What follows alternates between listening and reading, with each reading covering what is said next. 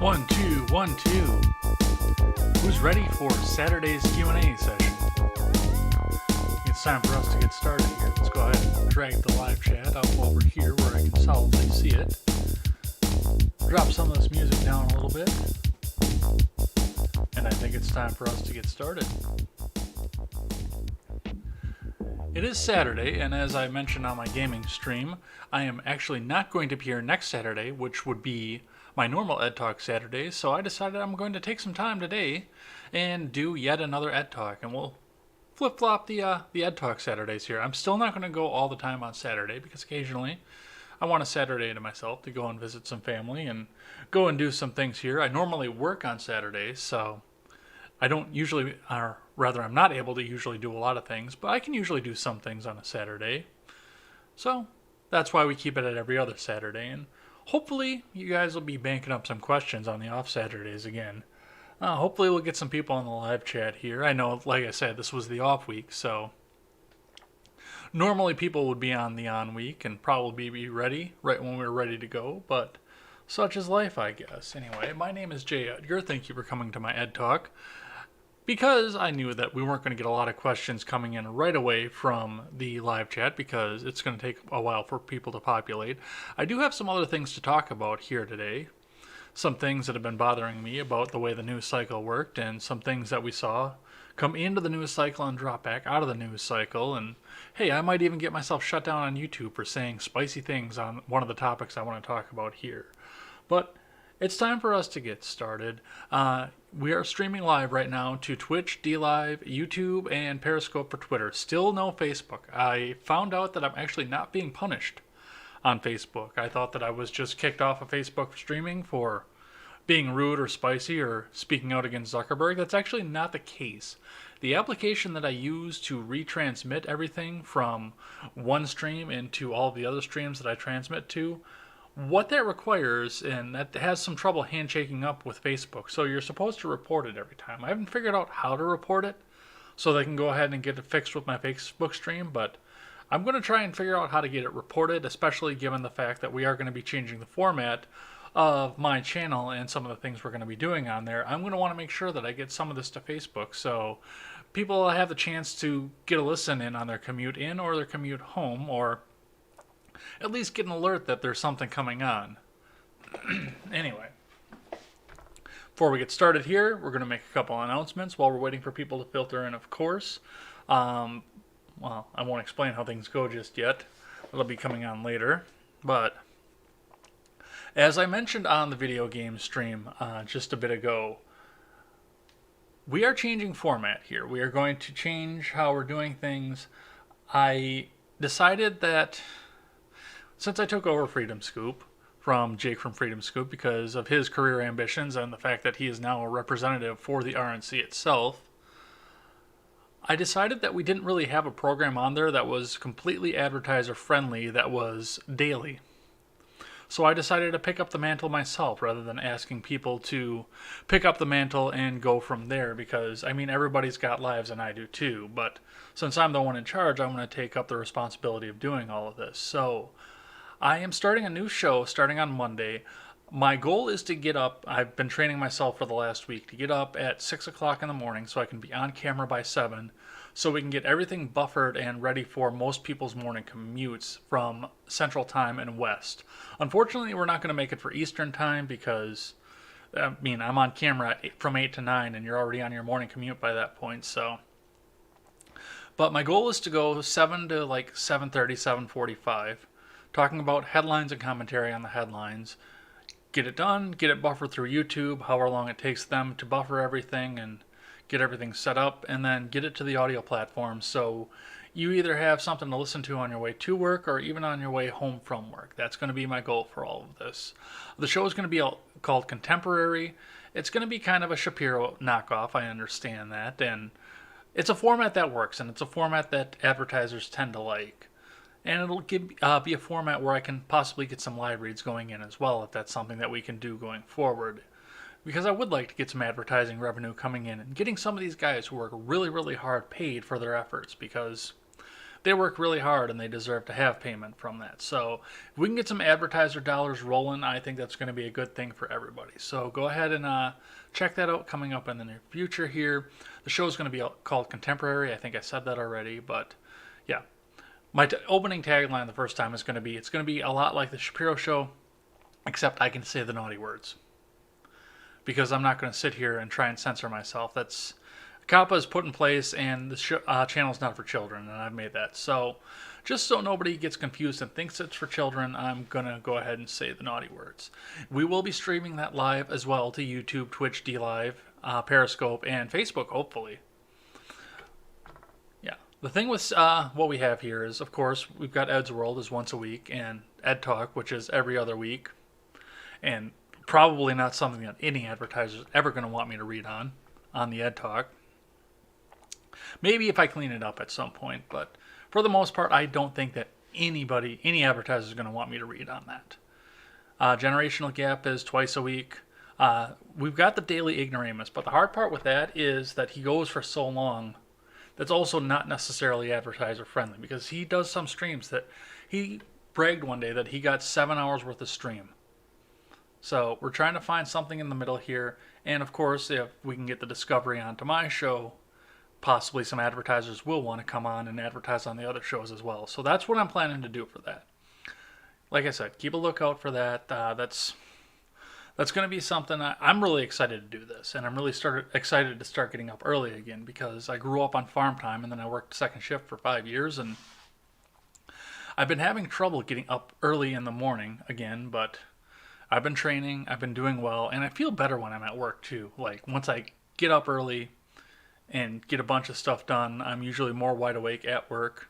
A little bit more tired when I get home from work. I don't know how the gaming stream is going to work, considering the fact that that goes from 8 to midnight on a weeknight, but we'll figure that out as we go. And I'm getting excited for that. We're just about to finish up our Old World Blues, so that's going to be coming up here. I think the next time we play, we're going to finish Old World Blues, and we'll go along, have some fun. We'll get all the rest of the dialogue off the think tank. It'll be fun, and then we'll go on to Dead Money. But anyway, that is that. Anyway, this is Ed Talk. If you're new to this and you're just checking this out on the backdrop, we do this every other Saturday, usually about 6 o'clock in the evening. And I'm going to go for an hour. I'm going to take listener questions from the live stream if they pop up. If they don't, well, then I'm just going to talk about what's in the title cards. But yeah, this is my chance to give back to the audience, because a lot of them have been supporting me since the first time I turned on a webcam after the Parkland shooting. So a chance to give back, a chance to let people have their voices heard on the air, and a chance to let people gather and to let Ron Helton throw stickers into the chat. I do have some things that I want to talk about before we get into this. Of course, as you're reading from the title, and for most of you who follow politics knows, right now we're going through the South Carolina caucus. I haven't even looked, or not the caucus, but the primary. I haven't even looked at that yet. That's going to be a big surprise, and it may change my picks for what I'm about to say here. So by tomorrow, this could all be obsolete. This could all be absolutely obsolete, done for, and not worth the time I'm recording here. But I do want to talk about some Super Tuesday picks. I know that Harvey McLeod asked me, I was watching her stream when I first got home from work, how I felt about Super Tuesday and who I thought was going to win. Of course, the general consensus right now is the fact that Bernie Sanders is going to be the nominee, even though he's only won 4% of the states at this point. I don't know how they get a number like that when only 4% of the states have voted. We will see, 6% have voted, but he's only won 2 of the states. So, yeah, we barely have any of the electorate out there. He does have a delegate lead, and it's fairly commanding at this point, but I mean, there's 50 other states to contribute delegates in. This is still anybody's game. Yeah, he got the wind put up in his sails, but you also have to keep in mind the fact that the DNC is doing everything that they can to keep him out of the race, to make sure that he doesn't get that coveted spot at the top, and that he is the nominee, because that's going to be disastrous for them, and they know it. And I know that the general consensus, especially coming from the Bernie bros, is the fact that yes, Bernie Sanders is going to lead us to a new era of peace, a new eon and 1,000-year Reich, for the poor people to rise up and rule against the the one demographic that's causing all their problems, that's approximately 1% of the population. I don't know if you don't understand the danger in that way of thinking. If you don't, then you need to read some more history. But yeah, there is a definite historical way of thinking there. And if you replace one word with another, you seem to have somebody else's Reich from the past. So keep that in mind when you find out that it's 1% or 1/10 of 1% that's causing all of the problems for all the rest of the people in the world. It's a scary thing to realize as you're going along. And it's a scary thing to think about, considering the fact that a very vocal minority of people is very into this idea. And the DNC knows what they're getting into, and I don't know why they allowed Bernie to run. I don't know how he ran. That's the first thing I have to figure out, is how in the hell Bernie Sanders actually ran for president this term, because he's not supposed to be able to. He's not supposed to be allowed to run for president right now. Bernie Sanders was supposed to be cut out of the DNC permanently because he had to be in the Senate, or in his elected position, I should say, as a Democrat before he could run as a Democrat. Senator Sanders is still representing the state of Vermont as an independent, a socialist independent, as he always has and as he always will. He didn't change party affiliation, so according to the rules that Tom Perez put out, he's not even supposed to be up there right now. I don't know what in God's name happened that changed that. I don't know if CNN was just trying to sell commercials from all the debates, or MSNBC for that matter, were trying to sell commercials from all these debates, knowing that the Bernie bros wouldn't even give it a second look if he wasn't up there. I don't know if that was the deal or anything like that. All that I know is the fact that he is up there, and he has got a delegate count lead after the first 3 states have voted. And most of that comes from his handy win over Nevada, which scares me a little bit. But I think it put the fear of the God into the DNC. Now, when Harvey McLeod asked me who I thought was going to be the nominee, I said Buttigieg by 4. By 4 delegates, he's going to be winning, because I'm looking across this field. I don't think any one candidate is going to win all the way across the field, especially given the fact that there are a lot of open primary states out there. Now, there is an ad in South Carolina, because that is also an open primary state, that is saying, oh, please, South Carolinians, go out and vote for Bernie. And I believe there was also a 4chan message board that was going down and doing the same thing. I heard Poole talking about it. I never went through and bothered to vet it because, honestly, 4chan scares me just a little bit. I'm not going to lie. But 4chan is out there. They're doing their thing, and according to many of the mainstream news outlets, they are trying to get Bernie up onto the ticket because they believe that Trump will win handily over Bernie. And I believe the same thing, to be completely honest. I think Trump will win very handily over Bernie Sanders. I think that would be a shoo-in, and we would see things on Mondale-style proportions, maybe even a bit bigger. I mean, if you put Bernie on the ticket, you might get some of the inland Californians to actually get out and make an attempt to try and flip the will of Los Angeles. I don't know if it's going to happen or not, but they actually might get out and make an attempt. Given the fact that the Interstate Vote Compact is out there, I think a lot of these people are going to be more intent to get out there and vote as well, to be completely honest. We can talk about that in just a little bit here. Orange Vanilla Mio. It's delicious, by the way. Make sure you're getting plenty of your fluids.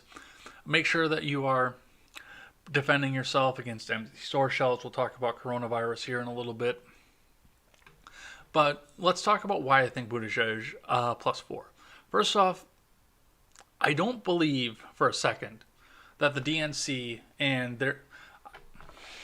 Let me go back from that for a bit. I want to walk back on that and go back to the beginning. Now, before any of the vote tally was coming in at all in Iowa, Buttigieg called it for himself. He said that he was the clear winner off of that. And it came out that, yes, he donated large amounts of money to the software that counted the votes in Iowa. Something doesn't fucking add up here. I can tell you that right off the bat. Something does not add up with any of that. So, and to be completely honest, I don't believe it was just him.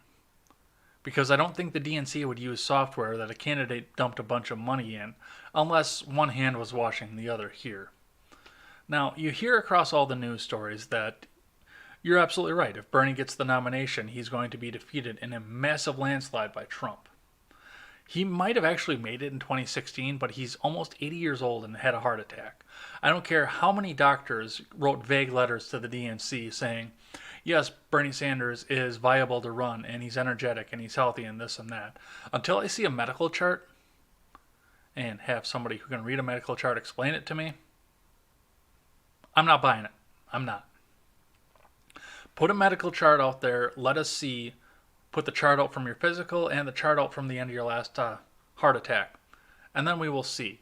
And until you can do that, shut the fuck up about Trump's tax returns. I'm going to tell you that right off the bat, too. Because you're not making any friends that way. Anyway. So, yeah, I think the DNC's got it out for Bernie to try and make sure that he doesn't get up there. And like I say, they've had their hands into the vote counting software in one state already, and that was a caucus state, so there were some other factors involved in there. But if it's simple vote count, I do believe that some of these states are going to turn artificially for one candidate or another. Now, I'm predicting an actual spread across the Super Tuesday states. Obviously, Bernie's going to win handily in Vermont because they keep putting him in the Senate for whatever reason. I don't understand that. I don't really get what's going on in their mindset, the way they're thinking and the things that they want to do. But they keep putting the guy in the Senate, so they're going to vote for him handily. He's a hometown hero. It's a part of the reason that he was able to win in New Hampshire, even though by a slim majority. A majority that I think is probably a lot slimmer than it needed to be. But yeah, I don't think that he is as popular in the rest of the country as a lot of people think that he is. I don't think he's going to win California walking away. I don't care how many polls they put out there that say it is. I don't think, and that is coming from the fact that California is in fact itself a socialist state that embodies very socialist ideas. So yeah, I don't think he's going to win that as walking away as he thinks he is. I don't think he's going to get Texas no matter what. And most of the other Super Tuesday states, I think, are going to go one way or another. And I think a lot of them are going to go Buttigieg. I think a lot of them are going to go Biden. And God forbid, I think a lot of them are going to go Warren, which bothers the piss out of me, the fact that they are. But I do think a lot of them are going to go Warren. I bet you Oklahoma goes Warren. Absolutely. She's from there. A lot of people are saying now that Warren's not going to get any delegates out of Super Tuesday and she's going to be dropping out afterwards. I don't think that's going to be the case. I think everybody that's in here is going to stick around. I don't know. I don't think they're going to all make it to Milwaukee. I can say that. I think that some of them are going to stick around. A lot of them, I think Bloomberg definitely is going to stick. He's going to do a Rubio. He's going to stick around until the convention, no matter what. He's going to do a Kasich. That was the other big name. Stick around until the very end, until the party comes together and says, we're going to name this guy as a nominee, and whether you like it or not, you're done for. I think that's what's going to happen with Bloomberg. I think Buttigieg is going to take that to the very end, no matter how his numbers look. And to be completely honest, a lot of people say Warren is just going to drop out once she realizes that she doesn't have the delegate. I don't think so. I'm pretty positive that Warren is going to stick in until the very end, until Milwaukee. So, be prepared for that. Be prepared for people continuing to stump. I know that Jen the Libertarian I listened to her debate recap this morning, and she said that the April debate is just going to be Bernie screaming at himself. No, I think a lot of these people are still going to be in. And I think the networks are going to try and keep them in, to be completely honest, because it is selling. These debates are, well, they're not selling huge commercials because they're very, very poorly watched, but more people that are against the DNC are watching these debates than actual Democrats. These are Trump people that are coming in. People like me who are watching these to get the sound bites, to do programs like this, to see what the news is going to look like, and to downvote the thing. But yeah, they're not getting their regular audience. They're mostly getting people like me who are trying to figure out what it is we're trying to fight against. So, but they are bringing in an audience, especially when they're going cutthroat after each other, and especially in the beginning they were bringing in an audience because the debaters were going out there for 2 hours at a time and saying Orange Man bad for all night. Now, these last couple, of course, they haven't been the Orange Man bad ones, but yeah. Here's the other thing that I look at on Super Tuesday as well. Now, a lot of these people are Trump needs to go no matter what. The people that are going to be voting in these primaries, not necessarily Democrats. Of course, there are going to be never Trump Republicans that are in there. And Michael Bloomberg has splashed his face all over every single form of media that he can find to splash his face all over to try and say vote for me. And I mean, not everybody's going to sit here and be a political wonk like me who sits there and analyzes these candidates and tries to find everything. Most of them are going to know what they see on the media, and Bloomberg has been smart enough to make sure that he buys up the ad time on things other than television. Of course, he, from what I understand, is buying up large amounts of television ad time. I don't have network television. I couldn't tell you what he's buying up over there. Jake from Freedom Scoop, or formerly from Freedom Scoop, of course, did just say when he was on my show that right after Trump was on screen at the NASCAR at the Daytona 500, as soon as they cut to commercial, the first thing that he saw was a Bloomberg ad. As soon as they cut to commercial. So, I mean, he's buying up stuff on spots that are guaranteed for Trump right now. So, I think that is going to waver a lot in his favor going on to Super Tuesday. Wuhan, Ron Helton is here. Ron Helton is here, and he's going to bring us stickers. I actually said that in the intro when I started out today, that Ron Helton is going to bring us stickers along. So, welcome on in, Ron, of course. This is the live chat show, so make sure you get your questions in. Anyway. But yeah, I think looking at the stats, looking at the polling, and looking at the fact that I do think he has his hand in the cookie jar, I think Super Tuesday is going to be Buttigieg +4. With a pretty large spread across. And that's the other thing, too. And we'll go back and talk about the 4chan thing now that I started out talking about as well. Now, 4chan does have a pretty good-sized troll regime. And for the most part, 4chan is kind of right-leaning. I think that they go both ways, to be completely honest. But for the most part, they are right-leaning. And I know that they've gone out and tried to say, okay, everybody go out and vote for Bernie because he's going to be the easiest one to beat. Which, if you do that and you get Bernie and for whatever reason he wins, first off, I'm going to the fucking bunker if he wins. But second off, you get what you deserve for trying to make this campaign be what it is. Now, I'm going to tell you what I do when Wisconsin rolls around. And that is going to be, when is Wisconsin's primary? I believe it's early April. Yeah, I think it's like the second week of April is Wisconsin's primary. No matter who's still in, and I do believe that there's still going to be a lot of people in, I am going to, because we're open primary, and we're not having a GOP primary at all. No GOP whatsoever on this ballot. I know Evers is wringing his hands trying to change that, because he thinks that Bill Weld can take Trump out. More power to him. If he wants to waste Wisconsin's money, I can't stop him. He's got the executive branch. But regardless, I'm going to go in there and I'm going to take a Dem ballot. And I'm going to vote for whoever the weakest candidate is. And that's going to be after Super Tuesday. So whoever is left in and whoever the weakest candidate is at the time, whoever has the least delegates but is still viable is going to get my vote on the Dem primary. Just to sow chaos in all of this. It might be Biden. It might be Warren. I always talk about on this show that my union parents hate Elizabeth Warren with all of their heart and with all of their passion. They completely hate the woman.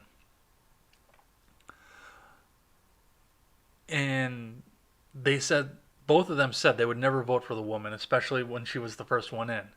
And it may come down to the fact that I'm voting for Warren and they won't. And I'm not even a Democrat anymore. That would be funny. I think that would be very amusing, to be completely honest. But yes, this is open primary. And a lot of these states are open primary as well. South Carolina, that we're seeing today, is open primary. So you don't have to be a Democrat to go. You don't have to be a registered Democrat to go and vote in this.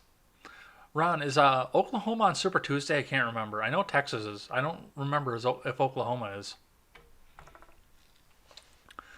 And yeah, and I do encourage anybody who sees this video after the fact or anybody who winds up watching this as we go along, Do the same thing. Go into your Democrat primary. If you have an open primary state, don't register Democrat because you're going to be screwed at the end of it when it comes to presidential time. But go in there and take a Democrat ballot and mark the person who's weakest that's actually viable. Don't do a write-in. Do not do a write-in. But pick the person on the field who is the weakest, and yeah, vote for that person. Sow some discord, change the numbers up. Make sure that we get to the brokered convention, because that's where they're going to screw Bernie. And that is the other.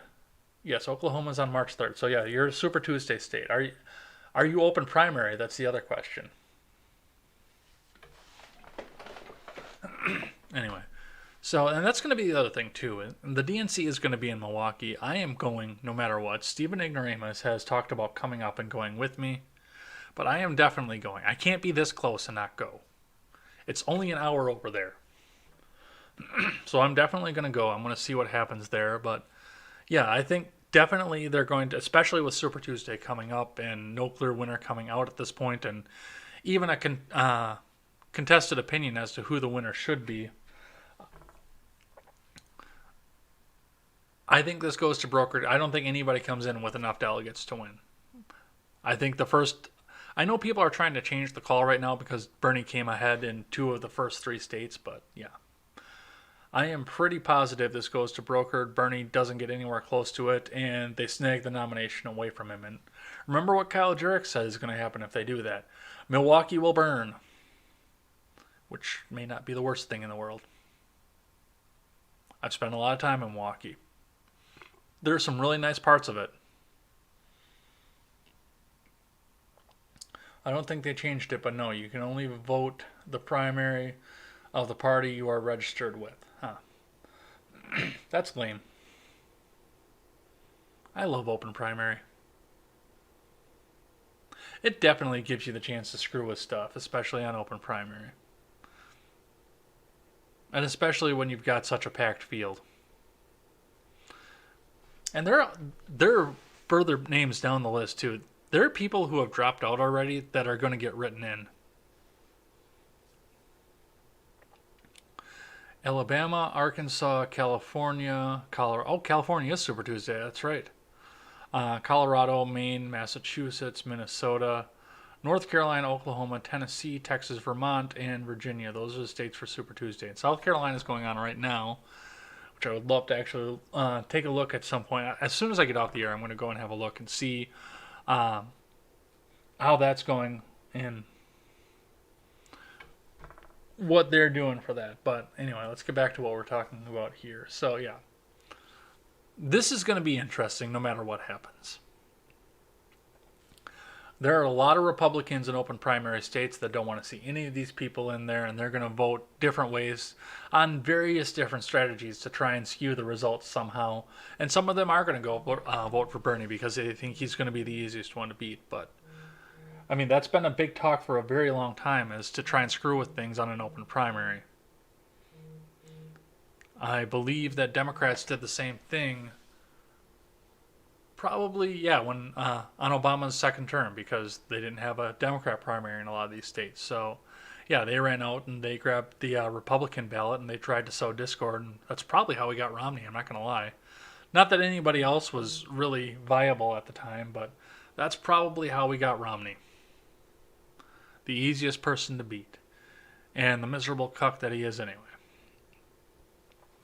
So, yes, that is my recommendation. Go and take that Dem ballot and try and skew the results. Just try and sow the discord as much as you can, because it's really fucking funny.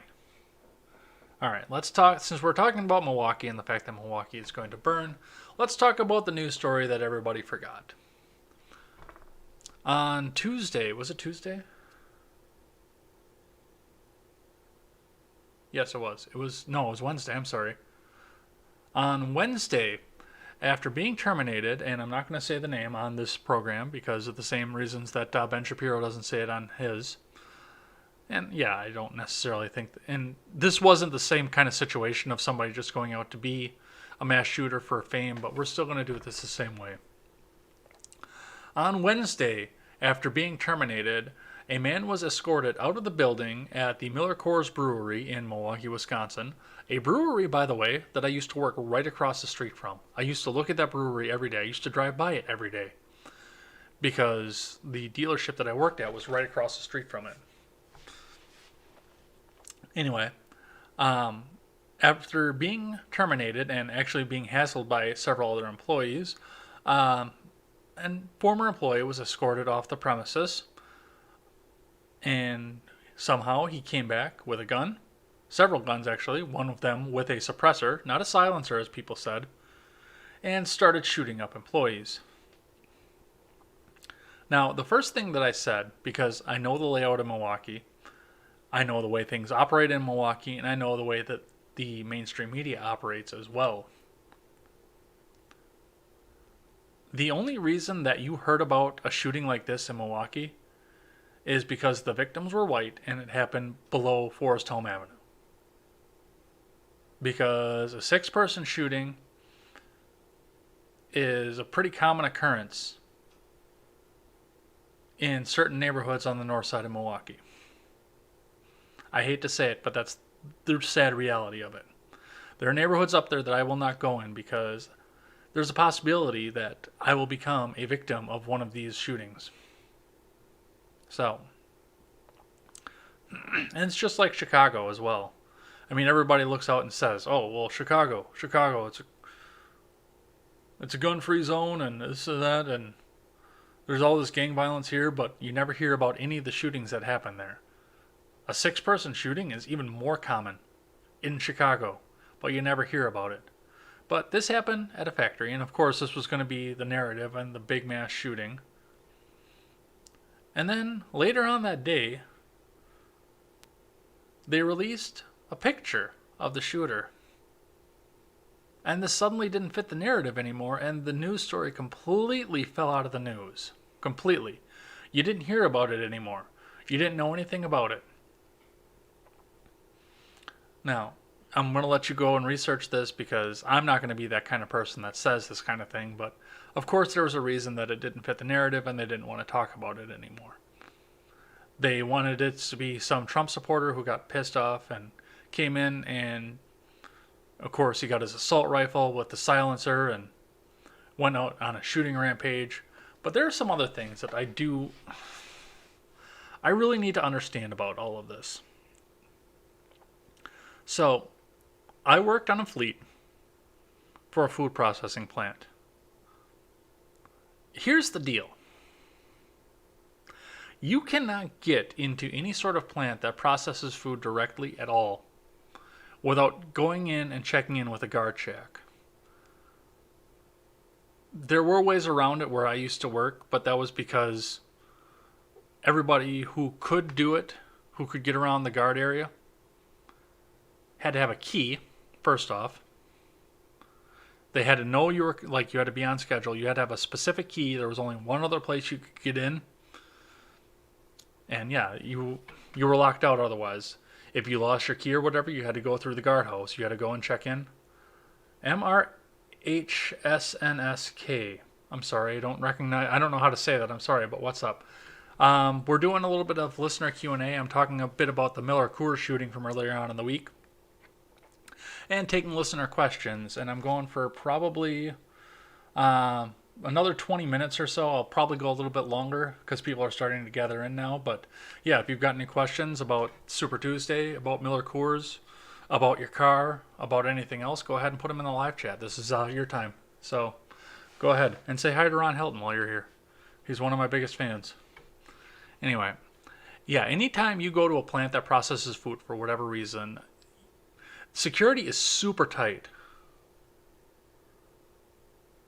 What do you think about Brian? He's suspended from night bars. I guess I'm not familiar with that. No, I'm not familiar with that. I would have to know some more details about that. I'm sorry, I can't answer that question. Anyway, yeah, so going back to that, yeah. Where I worked, they processed beef in the factory, and then I worked out on the fleet. And the only reason, again, that I could go by the guard shack was because there was a gate far away from the meat processing plant, so you had to walk by tons of cameras. If you did manage to pick the lock, you had to walk by tons of cameras before you could ever get to the processing plant. And then for the most part, it was just me going straight out to the garage and starting work there. And then, once I left again, I was going out through. And he's Friendville, he's white like you. I'm sorry, I still don't understand the question.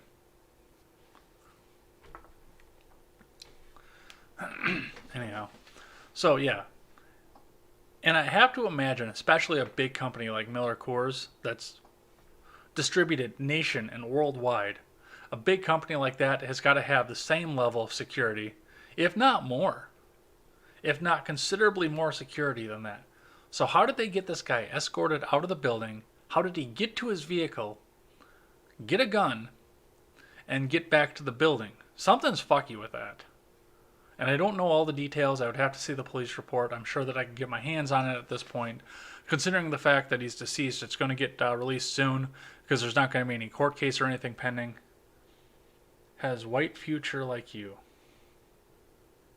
Okay. Apparently I have a white future. Anyhow.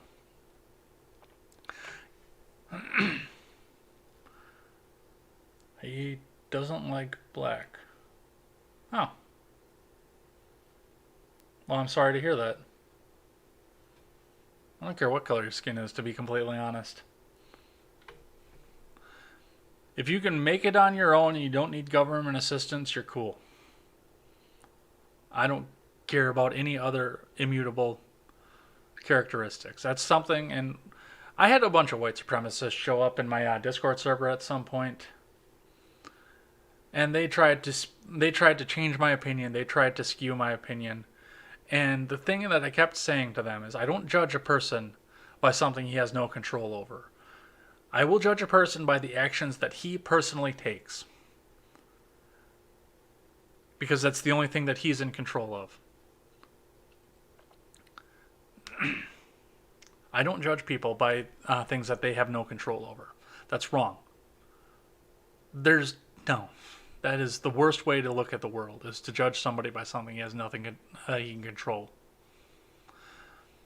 Yes, he can control his own actions, he can make his own decisions, but yeah, you can't control your skin color, you can't control where you're born, and I can't judge you for things like that. So anyway, yeah. No, there is still something screwed up with this Miller Coors story, and there's still something missing out of this, because yeah, there's no way this guy should have been able to get into this building and pull off a shooting like this. And it happened in the building. They released that detail for everything, which I'm sure was because they thought it was going to fit the narrative when the news stories came out, was the fact that, oh, well, this guy went in and he's a blue-collar worker and he went and shot up his coworkers. Oh, we better get ready on that. And then, yeah. The photo came out and it didn't fit the narrative anymore, so then they dumped the story. I do want to say, Milwaukee's strong. As much as I rag on Milwaukee for as bad as it is, it's still hometown for me. I don't necessarily want to see it burn, although I think that some of that could be helped by that point, burn down and rebuild, get some better homes for these people. And then, of course, see what the real face of the DNC is after they get pissed off about the DNC jacking the nomination away from Bernie. There's some pros and cons to all of this, and of course, insurance will cover most of the damage that these idiots do. But yeah, I especially given the fact that when I drank beer, I liked Miller.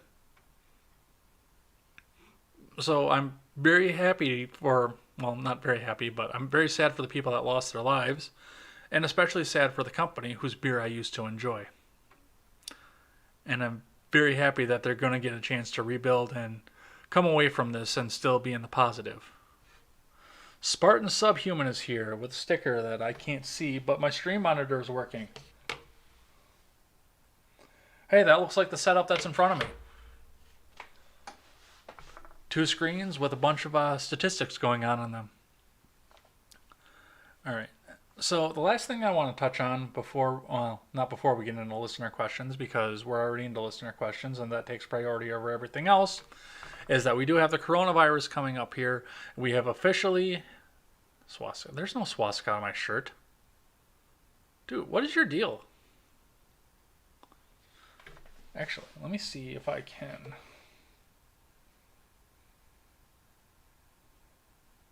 No, I can't do it from my phone.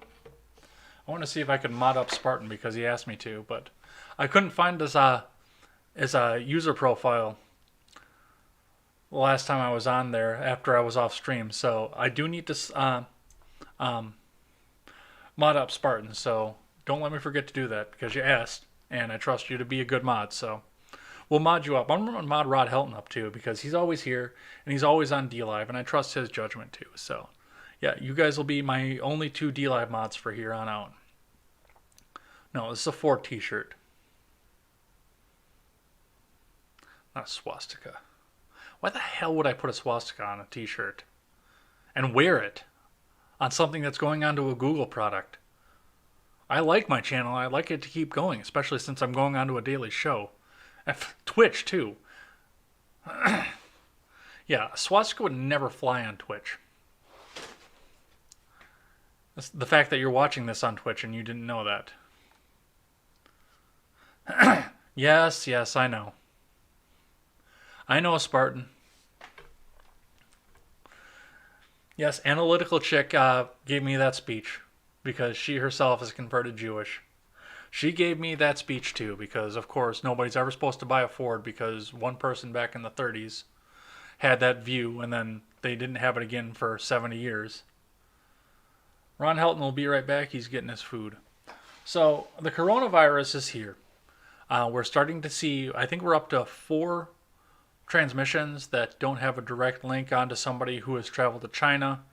It's just indirect link at this point, which I'm guessing, of course, that there are more people out there that have it that don't have the direct link. But now we've also had our first death, or so they say. I don't necessarily buy this, especially given everything that they're saying about the president going on. First off, now I don't have a Prepare with Ed link like Tim Pool does, like Ben Shapiro does, like all these other people out there who are partnered up with I don't even know what the company is. You have a bunch of small spots for corona in the USA, which means it's not under control. No. Chances are you're going to get coronavirus, but chances are you're going to survive. Because we have incredible medicine here. I don't care what the left says about Trump and his response to this. We have incredible medicine here. And yeah, this isn't as bad as people think it is. And until I start seeing a lot of people die in this country or a major Western country, I'm not even going to worry about it at this point. But regardless, that's not what the general public is going to think. I have 2 months worth of food in my tiny little studio apartment. Well, you don't know how this virus will do in warm weather. Yeah, exactly. So I've got about 2 months worth of food in here, and I didn't necessarily do that because coronavirus was here. Yeah, you're exactly right, Spartan. Panic is the problem. And that's where I'm going with this. The local grocery store that I go, well, I don't usually go there unless they have sales going on, but they had their huge coupon sale in which there were like $200 worth of coupons that they sent out, and I took full advantage of them, used the full limit of them as far as I could, and stocked up. I've got about 2 months of food between the freezer, canned foods, and dry goods here. I'm good for a while. Now, I'm still going out and shopping here and there for one thing or the other, but for the most part, I'm good. And I recommend everybody do the same because I saw this with SARS when I was younger. I got the chance to see this. We got to see it with bird flu.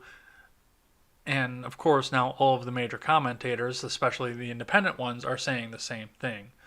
You're going to start to see food runs because the people are going to hear this. They're going to hear that this disease that's in China that's had 17 or 20 or 40,000 cases in there is coming to the U.S. and people are starting to get sick from it.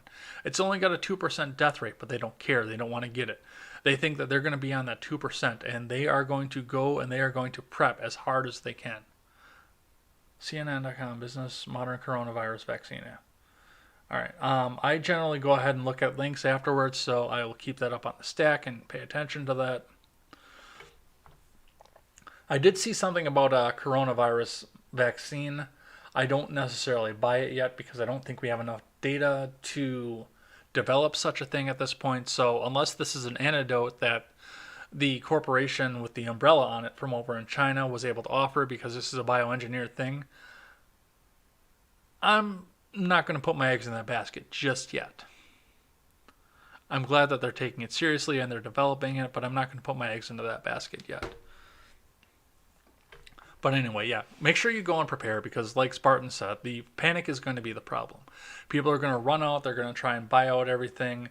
I know the joke is fighting with somebody in a supermarket over the last can of Dinty Moore stew, but I mean, it's a general problem.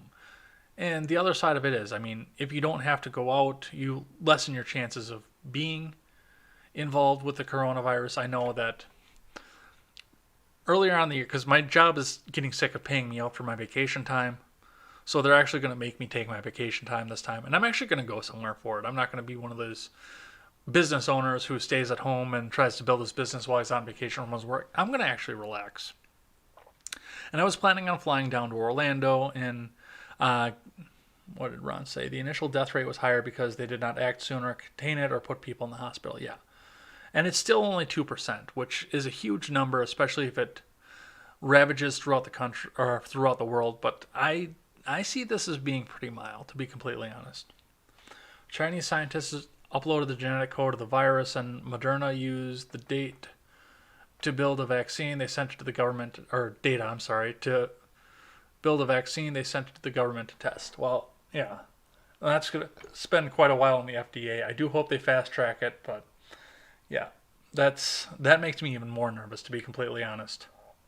The fact that Chinese scientists were able to upload the genetic code very soon, like that. I'm not going to be tinfoily about this thing and say that I believe that this is bioengineered, but I think the markers are there that it could be. People with severe illnesses and the elderly are more prone to succumb to the disease. And that's where I wanted to go with this, because they say we have a death on this shore from the disease. But when I read about it, Anarchy Toward Jessica Green was the one that mentioned it on Twitter, saying that at first it was a 19-year-old that had died from it, and then somewhere along the way, the narrative changed it to a 50-year-old. So I don't necessarily buy the fact that there's a death to this yet. I would actually have to go and vet this. Get 3 or 4 competing news sources to go and see if they all say the same information and try and go from there. Because, I mean, we know that the mainstream media is always completely honest with everything. But we shall see. I know that there's the talk now that we've had a death on our shores from this. And we have a few different cases of it. It's starting to spread here. And yes, you are very likely to come in contact with this, especially given the fact that it's contagious for 2 weeks before you show a symptom, the fact that it is contagious for 2 weeks after you recover. You're going to, and then, of course, you had the guy on the news somewhere. Was it on CNN? They were interviewing him after he recovered from that, and he started coughing right into the camera. As soon as he said he was recovered, as he was saying in the sentence that he was saying that he recovered, he was coughing after this. Mike Monk, we're all going to die. Well, we all going to die sometime, so. But anyway, yes, go ahead and get prepared. Keep an eye on the news stories. Make sure that you vet everything that they try and say, because, I mean, the left in this country is trying to turn this into a political thing, and that's going to stoke panic even more. Going back to what Spartan said earlier on. Smokers are also at a higher risk. Robert, yeah. Hey, I smoked for what? What did I just say? 23 years? While I was watching Harvey McCloud earlier. 23 years I smoked for. So, yeah, I'm sure I've got that risk in there too. I'm sure you've heard it too when I start off, especially if I had a sneezing fit earlier on in the day. Because my allergies have stayed on all winter for whatever reason. I don't know if it's just because I've got all the plants in here. I'm going to start doing garden updates on this channel too, by the way, so you guys can see all my carnivorous plants. Because I love to show them off. You started smoking at 2. No, I'm 35. Believe it or not. I started when I was 12.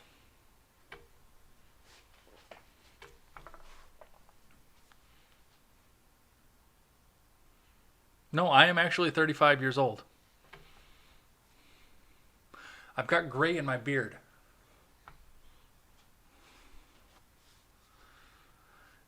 And I take that as a compliment, though. Thank you very much. But yes, I am 35.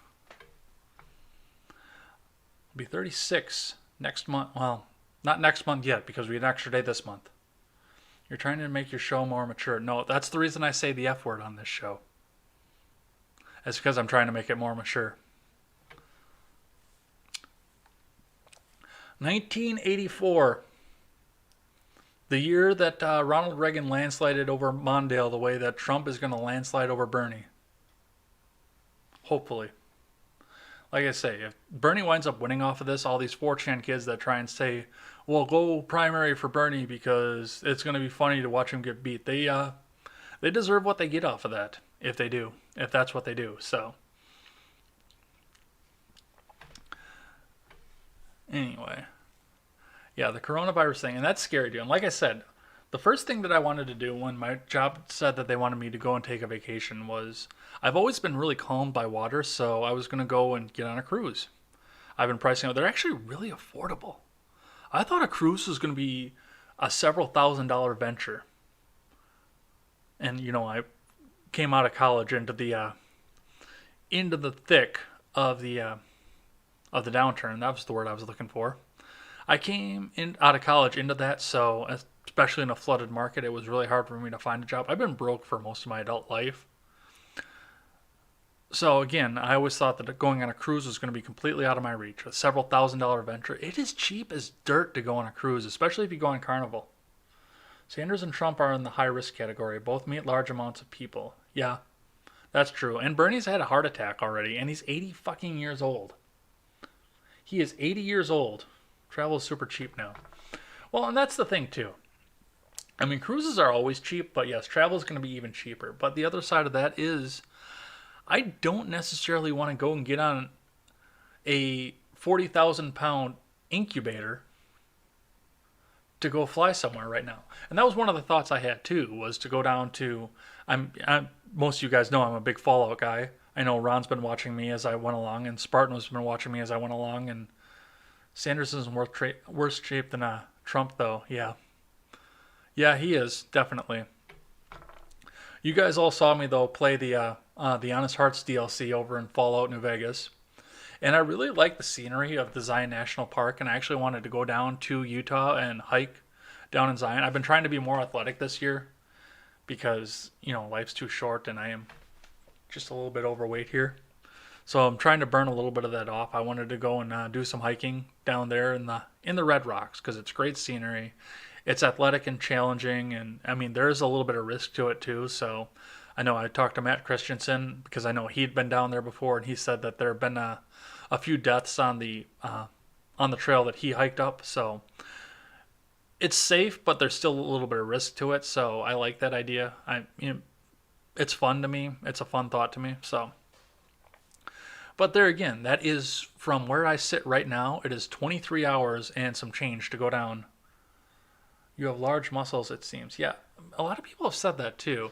Well, I turned a wrench for years, and even still now I run a warehouse for a truck dealership, so I swing around a lot of heavy parts. So that may be part of why it seems like I've got large muscles. So, but thank you again for that. Spartan's just trying to get that mod spot, that sweet, sweet mod spot. Listen to the guy. No, yeah, I'd love to go down and do some hiking and go on to that. But yeah, it's 23 hours down there, which is 2 days driving. That's out there and back. And then for my vehicle, by the mileage, it's 6 tanks of fuel at 33 gallons of crack. That's an expensive trip. And then flying is no better. I did some of the checking on flights. But there again, you're in a 40,000 pound incubator with somebody who may or may not be showing symptoms of a virus that is suddenly coming onto this shore. Now, going to any crowded area, of course, you're going to run into people, but I mean, you don't have to be in you don't have to be in a sealed area to be with them. So for me, I think it would just make a little bit more sense to drive. And I thought about going down to Orlando too, but that's another 17 hours. And I mean, that's another almost 2-day drive. You're going to want to stop somewhere in between there. I've done 17 hours straight through. It is no fun. So I'm thinking now I might just drive down to DC and do some of the Fallout 3 tour with Stephen Ignoramus. He and I talked about that earlier on. Honestly, for the USA, I would worry more about next winter. Yeah, I could see that. Well, I like winter though too, but yeah, with coronavirus coming, we don't know what's going to be coming out of that out of the winter. I know that what was it? There were two major recoveries from the disease, and one of them happened in an extremely cold climate, and one of them happened in an extremely warm climate. I think it was Australia, and then somewhere else that's really, really fucking cold. Seemed to be where more people were recovering. So I think temperature extremes are gonna be something that is, I don't know, gonna help us recover, but who knows? We don't know what's coming. Flying was already an annoying prospect without the virus and flu, so I have no plans to get on any commercial planes in the near future. Yeah, like I say, I think I'm just going to drive down to DC. That's 10 hours from here, 12 hours from here. Yeah, it's 12 hours from here. Drive down there, hang out with Steve and Ignoramus, check out some of the Fallout 3 spots. I know that there's some good hiking out there on the Appalachian and west of the city, so we'll go down and do that. Maybe I'll do a show from his studio. Maybe we'll do a Know Nothing party together. Who knows? Australia and the two cases. That's right. You were the one that was telling me about that, Ron. The two cases in Siberia. I've been studying the data as well. I've not been studying the coronavirus data as much as I should be. For what I do, I should be studying this a lot more. But to be completely honest, I'm not afraid of it. We have Western medicine here. We have one of the most advanced medical systems in the world in this country. And as fast as this is going, this is the safest place in the world to be, is on these shores. If you're going to get it, if it's going to be that pandemic, you're going to get it. And no amount of prepping is going to change one thing or another. But thank God you live in the United States and you've got the medical apparatus to take care of you. That's all that I have to say about that. But yes, I am going to try and watch this a little bit more now that we have a death that is semi-confirmed in this country. So, temperatures in Siberia has gone below as low as 80 below Fahrenheit in the month of January. And so is Wisconsin. Part of why I like living here. All right, I think we are at the hour mark, so I think we're going to get this taken care of. I think we're going to start wrapping this up here. We'll go through some more announcements as we go along. If anybody's got any last minute questions they want to get into the chat, go ahead and let's get those in. Do you have any thoughts on the war in Syria? From what I understand, and I don't know that much about the war in Syria, to be completely honest. Welcome on in, Scooby-2. The last that I knew about the war in Syria, and of course this may be the fact that it fell out of the narrative, because we thought that Syria was going to take on Turkey and wipe out all the Kurds, and the president was going to fuel Syria in this. But I do understand the fact that now Turkey is opening up the borders as long as people pass through and head to Europe. So that's something that we do need to watch here in the near future to see what the pass through is. And I mean, that's an honest act of war at that point. If Turkey is sending its enemies through its country and up into Europe. So, and of course, once you're up into Europe, you've got free reign because of the European Union. So I can look into that. I don't know anything on the war in Syria currently, what's going on currently over there. Just what we had after the border dispute between Syria and Turkey. Using data maps, ArcGIS. Okay, I'll look at that after the show. Unfortunately, I don't have a lot of processor on this laptop, and I just ordered the case for the new computer. I'm going to be running up a high-powered Ryzen 7 on an MSI BS. I can't talk right now. An MSI. I don't even know. A Tomahawk motherboard. So we'll have something good here. We'll get a graphics card in there. I'm thinking on doing 3 monitors. We're going to actually get something that's worthy of streaming out here. So I can check links like this while I'm on the air. So I can check into things like that. Because, yeah, I think we might cut off the stream if I try and open anything up right now on that. So, but yeah, we're going to start wrapping this up here. You're a fellow Wisconsinite and you've got a Red Sox flag. Yeah, I lived in just south of Boston for 2 years, and I was not into baseball before I lived out there.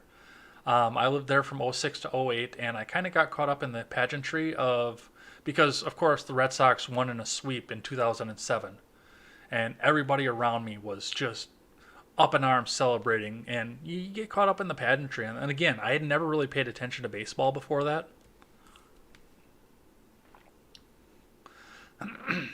What storage are you using for your build? I need to find a reliable place to buy a hard drive at a reasonable price. Honestly, I'm using Amazon.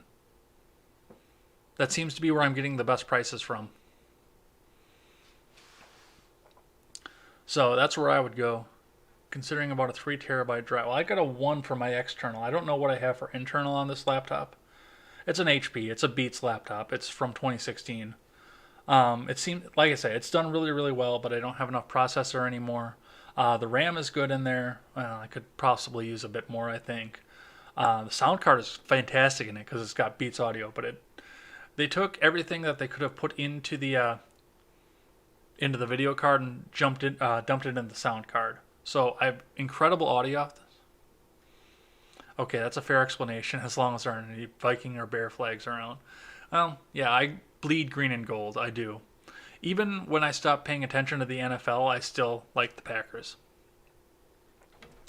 I grew up on the line, though, and then for most of my adult life, I lived on the line, too.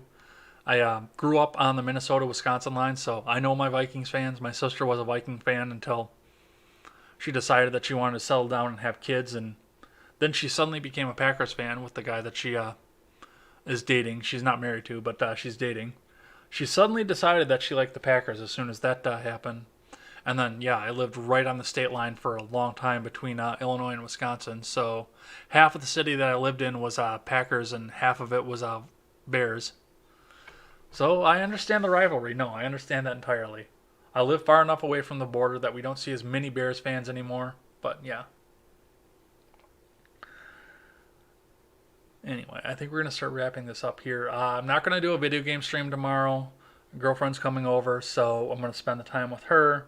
I got to see her on an extra day this week, but still, we're going to spend the time with her. So no video games tomorrow. So we will see you back on Monday. I will be up and on the air at 7 o'clock in the morning. When do you usually stream? I'm actually coming into that. When do you usually stream? I came in late, but look forward to talking more in the future. So the new schedule is coming out here. Monday, we're coming up. We're going to start doing a daily show. That's going to be 7 a.m.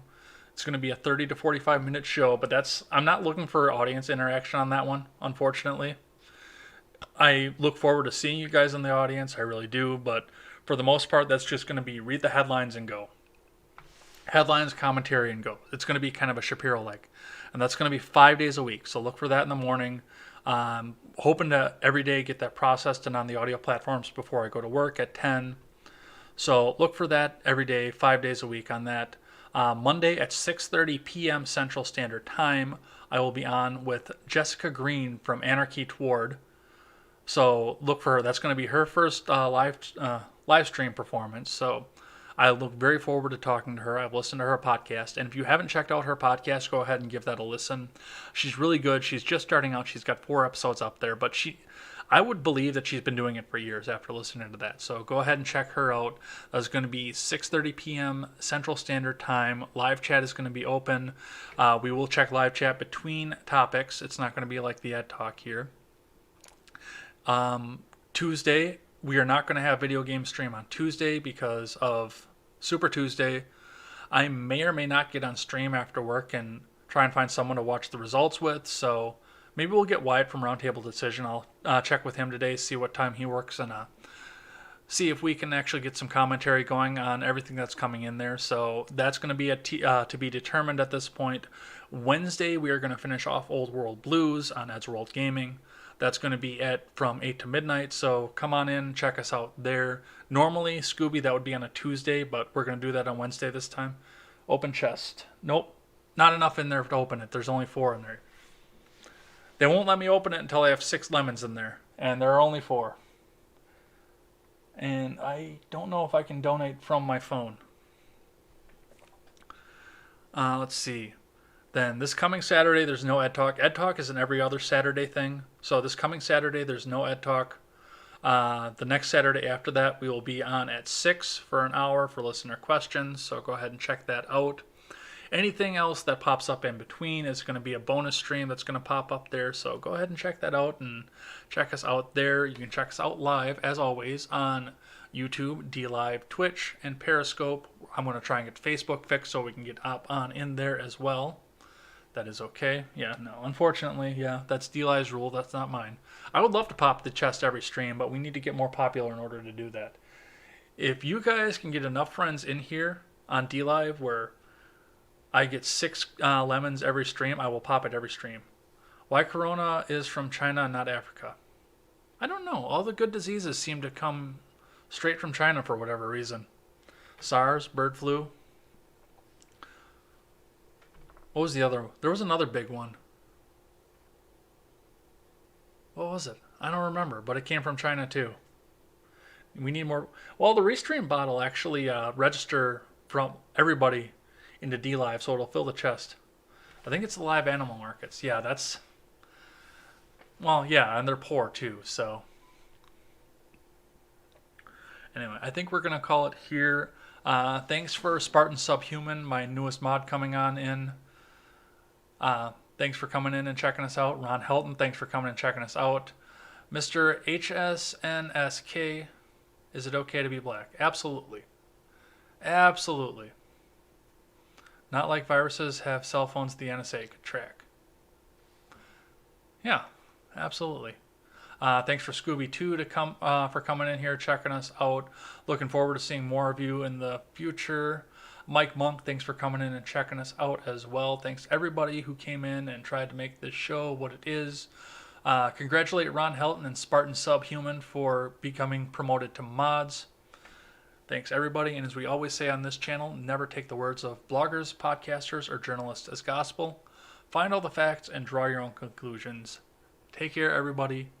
Have a good night. Have a good Sunday. And enjoy the rest of your week.